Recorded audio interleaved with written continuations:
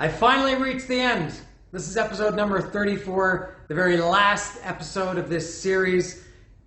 What can I say? I don't, there's no more albums that I love, only 34. This is episode number 34. No, there are more than 34 albums that I love, but just to recap, and this one I think is probably going to be a little bit longer than the other ones, because I have a few other things to talk about. Starting now. When I started this thing, I thought, okay, I'm going to talk about albums that, not just that I love, but my personal criteria was that I had to have, there are many, many more albums that I love, sitting right over here, out of camera view, that I love, but I thought I only really want to talk about albums that I have some kind of real attachment to, something that I have a bond. Most of them are going to be pretty old, including this one that I'm going to talk about shortly, or maybe not shortly. So of course, a lot of them were from my youth, my teenage years, a few more modern ones. And there was no reason why I picked 34. That was just, I kind of went through and I went, all right, well, this is all I can talk about. There were a few, at least a couple of runners up that I almost talked about. One was Nobody Said It Was Easy by Four Horsemen. I love that album, but I don't know, I just didn't have it in me to talk about it. And another one was, what was the other one? The first Blind Melon album that came out in 1992. I was going to talk about that. Ice-T, OG, Original Gangster. I really should have done that one. A few other ones. There are many, many. When I'm having these conversations with my friends, my whole, I guess the impetus for this series was just to talk about albums that I love. And if I'm talking about these with my friends, they could say, oh, what about Nobody Said It Was Easy by Four Horsemen? Nobody Said It Was Easy. I'd say, oh yeah, I love that album.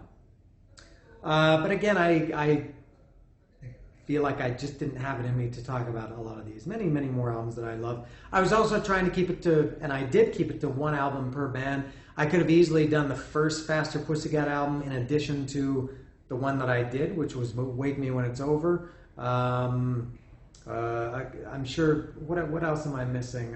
That's why I did, for me, it was either to do the full band discography or to do one album by every band. I didn't want to do two. Dangerous Toys, I did the first Dangerous Toys album. I could have done all of it. I probably should have done all of the Dangerous Toys albums, their whole discography. But that's it. So again, just a few things before I get started. Thank you for watching. If you watched, I think it's the same 50 people or 30 people watching these every week. That's fine. I just like to talk about music. During this pandemic, I haven't really seen my friends too much or talk to them. And I love talking about music. I love just sitting around and talking about music. And I guess the camera is my friend. If I can't, give my opinion to my friend, I'll give the opinion to my camera, which brings me to you people. And so thanks for anybody who watched it, and if you're watching this. A couple of other things, just a little plug. Yesterday, when I'm filming this today, yesterday I recorded a podcast, my first podcast. I talked about, I went through the whole Broken Teeth discography, and I just mentioned Dangerous Toys, how their first album is one of my favorite albums ever, and I love all the Dangerous Toys albums. And the singer from Dangerous Toys, Jason McMaster, I've known him since about 1995 or 96. Before the internet, we were, I guess you'd say, pen pals, if anybody remembers that old term or old concept of being pen pals. And then during online, we've sent each other many, many things over the years. We've messaged, and we have a lot of things in common musically, for sure. A lot of things to talk about. He has a podcast, Jason. He does a podcast with a guy called Dave Glessner, Metal Dave, and they have a podcast called Talk Louder. And they Jason invited me to be on their show, their podcast, which I did yesterday. We talked for about an hour and 40 minutes. I'm not sure how much of that is going to end up being used, how much is going to be on the podcast. But that should be out sometime around, I would guess, mid-September. This one that I'm recording now will be probably out early September. Maybe that one would be out before this. But if you're interested in hearing me talk more about some of the music that I like and some other things.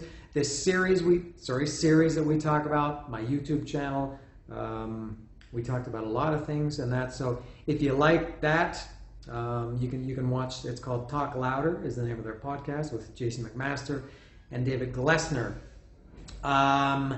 Anything else? What do I have to talk about? No. So I'm going to get right to it. So today, as I mentioned, I haven't mentioned, but I'm going to mention now, I'm talking about Ozzy, Diary of a Madman. This was maybe the only one that I was, all these other ones, there was no order from them. I didn't want to do a thrash album and then a hair metal album and then a whatever.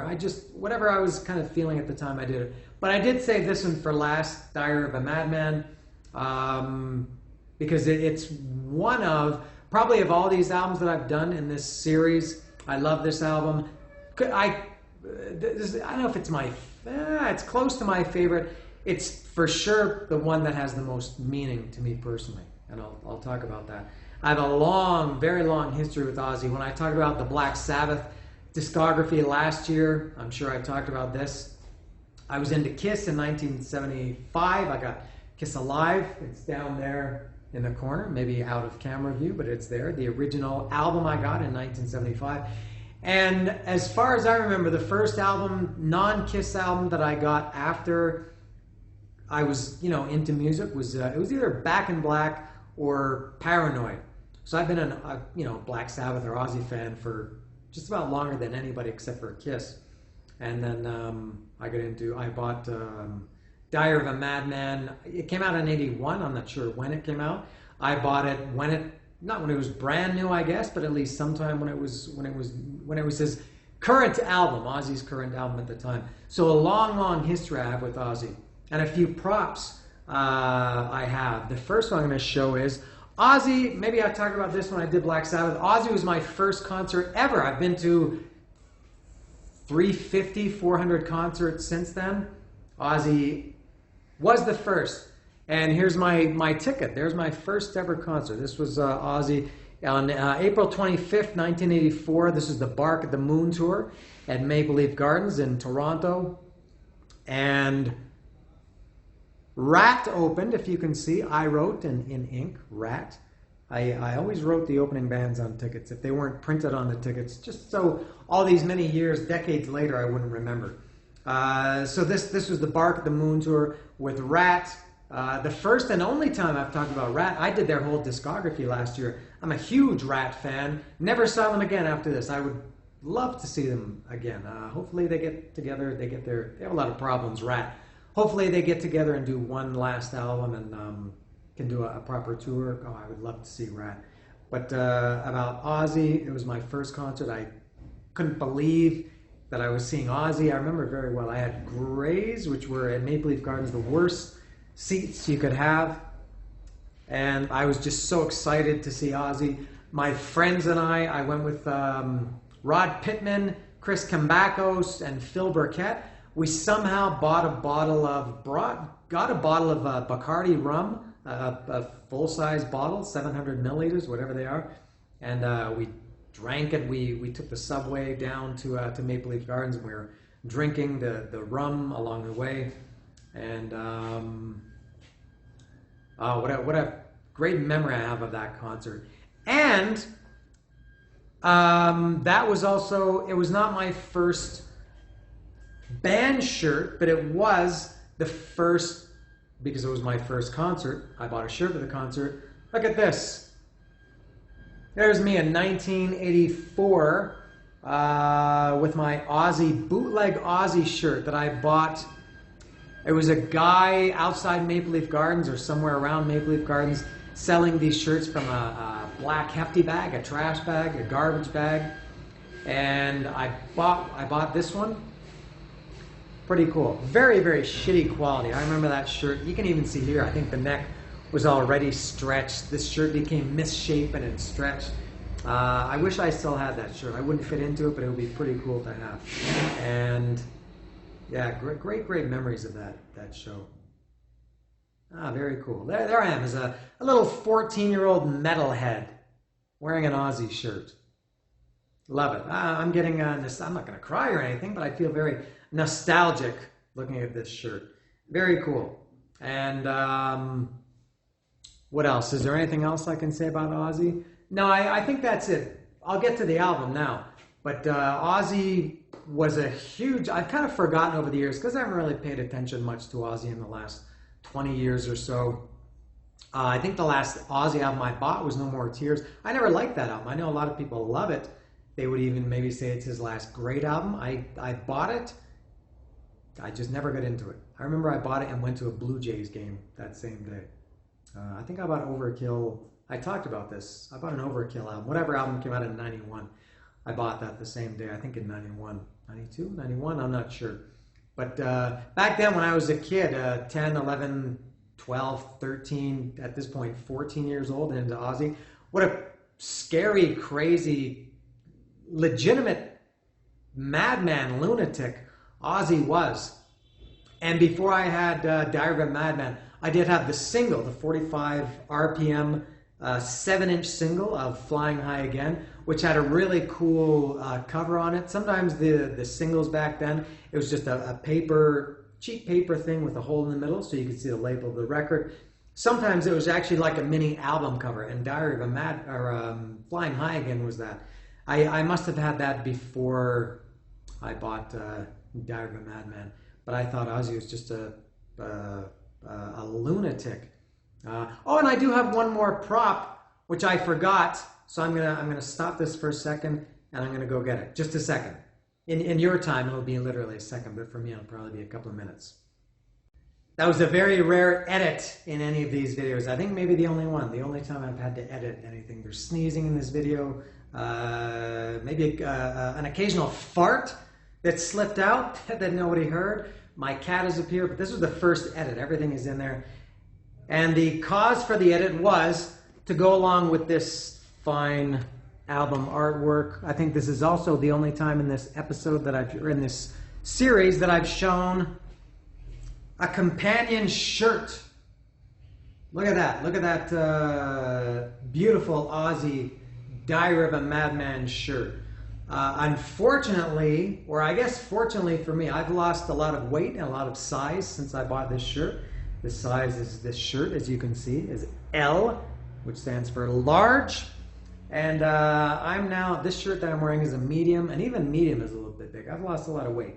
So I can't really wear this shirt anymore. It's gigantic, but one of my favorite album covers and one of my favorite shirts. Maybe I'll have to get a smaller size of this Ozzy Diary of a Madman shirt.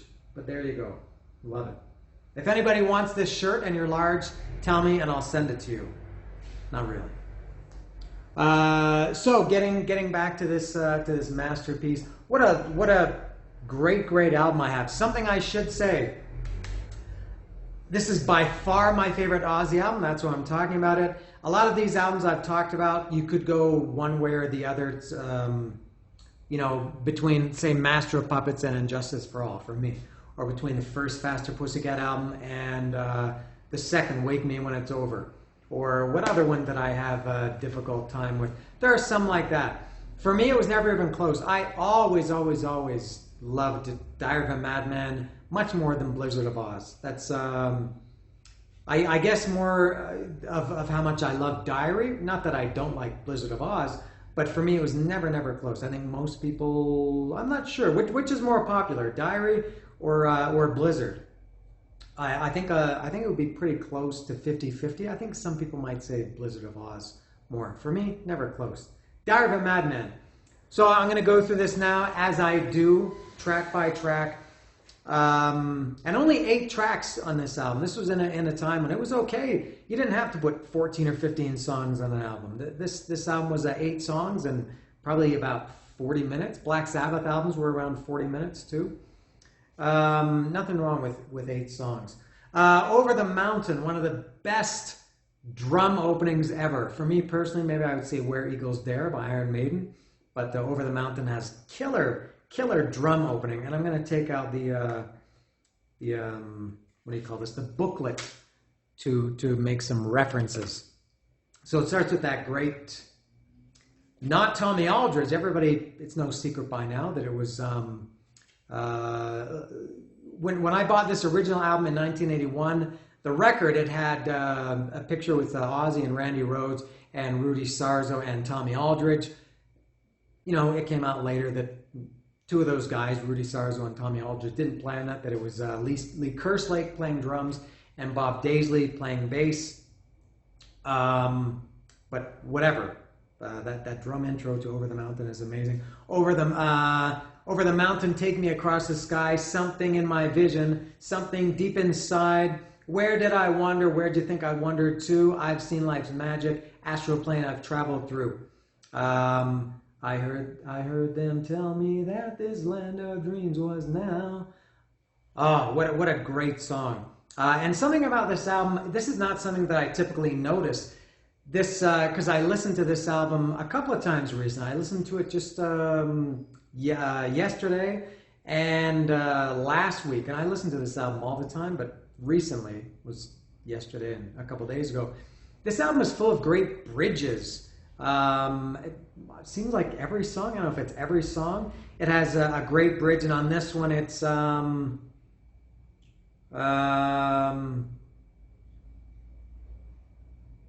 I guess it was, no, what would be the bridge in this one? I heard them tell me that this land of dreams was now.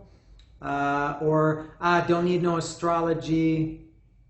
I heard them tell me that this land of dreams was now. I told them I had written shooting stars and said I'd show them out. I guess that was more like a chorus or the pre-chorus. Yeah, the bridge here, I guess, is, don't need no astrology. It's inside of you and me. You don't need a ticket to fly with me. I'm free, yeah. And then he says it again. So maybe it's not a bridge, but it's not a chorus or a verse. Great.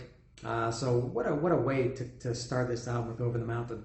Flying High Again, which I talked about earlier, is next. When I was a kid, I thought as I mentioned, I had the single before I had the album, and the album comes with lyrics and the CD, but the album did too. And I thought Flying High Again, the line waiting for the sun to appear, feeling like I should have kept my feet on the ground, waiting for the sun to appear. I thought he said waiting for 2 subs and a beer. That's what I thought Ozzy was saying. Instead of waiting for the sun to appear, waiting for 2 subs and a beer. And there was another line in this.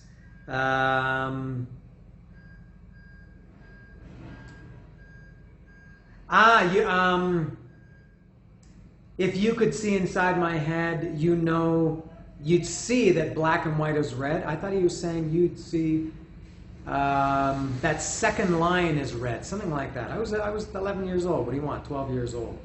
But Flying High Again, that was I guess a moderate hit. I remember hearing it on the radio, which is maybe why I bought it at the time. I'm not sure if there's one of those great bridges in this song. Daddy thinks I'm lazy, he don't understand. I don't think so. Mama's gonna worry, I've been a bad boy. That will be the chorus, I guess, or pre-chorus. Moving on, You Can't Kill Rock and Roll. Love this song, love it, love it, love it. A little bit strange though. You know, you think it's going to be like an anthem. You can't kill rock and roll. But the lyrics are really nothing about rock and roll. It seems like just like an outsider guy. How many times can they fill me with lies and I listen again, twisting the truth and they're playing around with my head. Okay, the things they will do and the things they will say when they don't really understand. Fear of rejection. Tears fill my eyes when I hear other cries for the reason today, and they don't really know even what they're talking about. And I can't imagine what empty heads can achieve. And then the chorus is a little bit more anthemic or a little rebellious. Leave me alone, don't want your promises no more. Because rock and roll is my religion and my law. Won't ever change, may think it's strange. I'm born to rock and roll. I'm here to stay. And then the lyrics go back to looking through eyes of time, mirrors reflecting their stories untrue. Promises, telling me all of my glory overdue. The things they will do and the things they will say, but they don't really understand. Fear of rejection, I need their protection. I know, King of 1,000 Nights, pawn on a table light. Losing to you. Leave Me Alone. Yeah, so great song, but the lyrics are a little bit strange. Love that song. Great, the acoustic guitar. And Randy Rhodes. Let me take a second to talk about Randy Rhodes. Everybody knows he died, I guess, shortly after this album came out. Again, I'm not sure at what point in 81 this came out. Randy died on March 19th, 82, which was my wedding date. Not in 1982, because I was 12 fucking years old, but later I got married on March 19th, which was also the anniversary or the day that Andrew Wood died from Mother Love Bone. So I was aware of Randy Rhodes and that he was considered a guitar god at that point. And to be honest, I was big time into Van Halen at that point. I was a huge Van Halen fan, and there was this. It seemed that half my friends or half the people I know, kids, whatever, loved Eddie Van Halen. The other half loved Randy Rhodes. I was definitely an Eddie Van Halen guy, but over the years, it didn't change. I still like Eddie Van Halen. I'm not saying he's better. I'm just saying for my personal preference, I like his playing more. But man, Randy Rhodes, what can you say about him? I don't need to say anything about how great Randy Rhodes is. Yet I just did. Going back to this, next song is Believer. Maybe my favorite. Over the years, I've gone back and forth. Believer could be. There's another one that I think is my favorite though. That bass intro of Believer, dun, dun, dun, dun, dun, dun, which was Bob Daisley, not Rudy Sarzo. Kind of a darker, spookier song. Amazing guitar playing in that song too. Watching the time go and feeling beliefs grow. Rise above the obstacles. People beseech me, but they'll never teach me things that I already know. How many songs say beseech in them? And did this have one of those great bridges that I mentioned? I can't believe they stop and stare and point their fingers doubting me. Their disbelief suppresses them, but they're not blind. It's just that they can't see or won't see. But they're not blind. It's just that they won't see. I guess that was a bridge. Imagination like a bird on the wing. Maybe that was a bridge. Imagination like a bird on the wing, flying free for you to use. Okay, baby. Always apologies for the singing.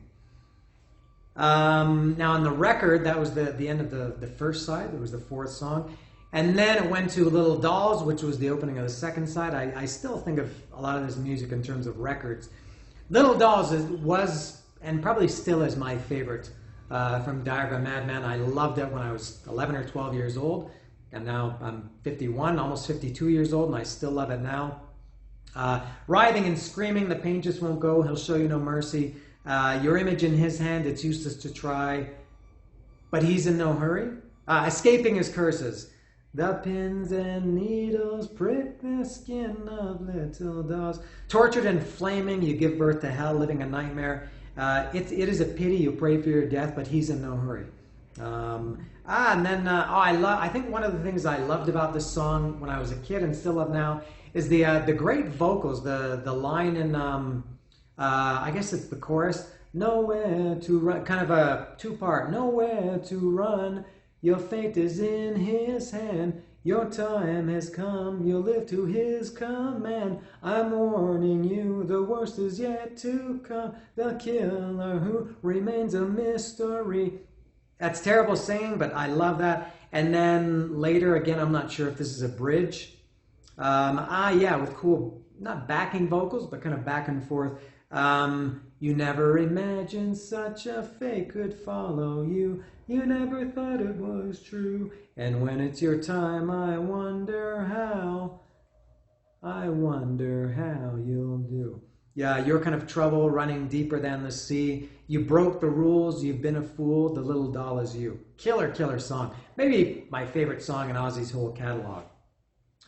Next is Tonight, a little as close as you can get, I guess, to a ballad. It was not like Mama, I'm Coming Home or anything like that. But great song. This one, I guess, was it a bridge? As I beat my head against the wall, running round in circles in vain. I'm feeling 3 foot tall. I'm feeling 3 foot tall. You don't understand. I'm fading away. A couple more. SATO, which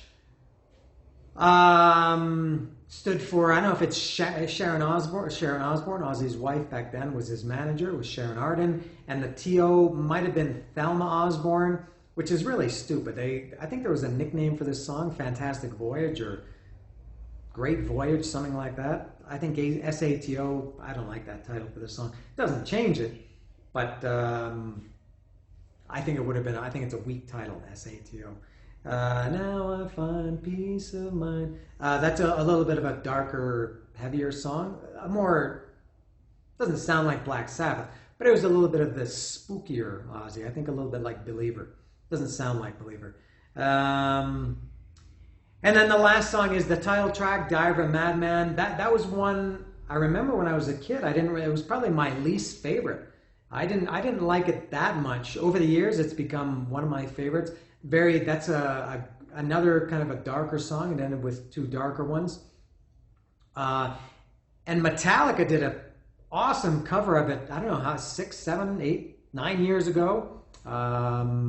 Like an acoustic version of it. Amazing. They did it perfectly. Hetfield sings it perfectly. Amazing song. Metallica did a great cover. Screaming at the Window, Watch Me Die Another Day. Helpless Situation. Endless Price I Have to Pay. Sanity Now It's Beyond. What a terrible high-pitched, wimpy, girly voice that is. Sanity Now It's Beyond Me. There's No Choice. Diary of a Madman, Watch Me Die Another Day. Was there a bridge in this one? I don't think so. But great ending on this one too. After all the verses and choruses and everything, the solo ends in the last minute or so of the song. I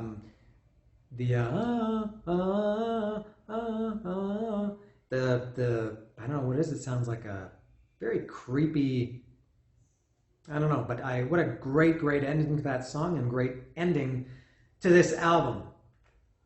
There it is.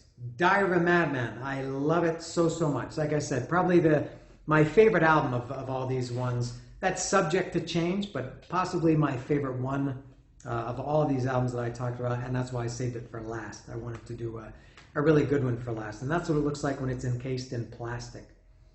So there you go. That's it. That's a tearful, although without tears, farewell. One more time, thanks for anybody who watched it. If you have any suggestions, it seems that this pandemic is never going to end, and I get a little bit bored and I want to do things.